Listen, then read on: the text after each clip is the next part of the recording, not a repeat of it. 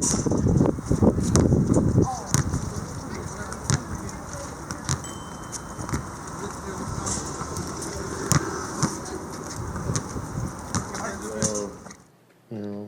to keep developing over the summer and see what happens.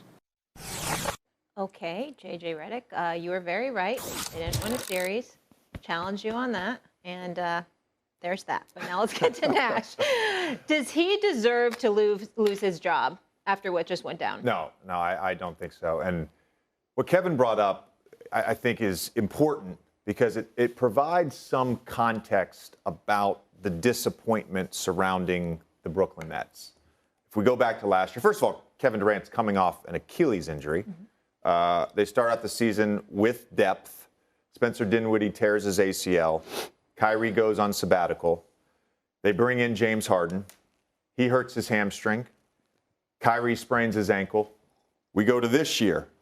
Harden wants out. Kyrie's unavailable. They make the trade. Ben's unavailable.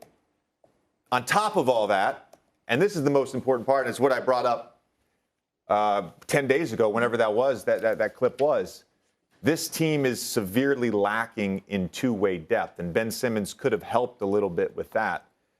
But when we look at the Boston Celtics, they're a team full of two-way players. Jason Tatum, Jaylen Brown, Al Horford, Marcus Smart, Grant Williams. You go down the line, a lot of those guys were drafted by the Celtics. There is homegrown talent. And so the Nets' failure this season, the Lakers' failure this season, there's a little bit of a cautionary tale here on team building. Because if you have a top-heavy roster with two or three guys, it is very difficult to build out a competent, complete roster if you don't draft well. And the Nets, of course, were hurt by the trade they originally made with the Celtics some years ago. But that, to me, is the bigger story here than Nash, is this roster, as constructed, was not going to win a championship. No matter what Vegas said or no matter what people said about Kevin Durant and Kyrie Irving, basketball is a team sport, and the more complete team here was clearly the Boston Celtics. Yeah, fair enough about Boston. But when it comes to Steve Nash, you're wrong. And here's what I would like to preface my comments by highlighting. Years ago, Don Shula was pushed out the door as the head coach of the Miami Dolphins. He ultimately retired or whatever. Tom Landry was pushed out when Jerry Jones bought the team and Jimmy Johnson was brought in as the head coach. People are appalled. And you know what my response was at the time? Do we say anything when players are moved? Players get cut. Players don't get re-signed. Players get let go all the time. What is it about us as a society that we can't sit up there and look at a coach and just say, you're not the guy for this job? It doesn't mean that you don't deserve to be employed. It doesn't mean that you don't deserve to be a paycheck. It doesn't mean that you should be excoriated or whatever. It just means that for this particular situation, you're not that guy. Just with Frank Vogel just now.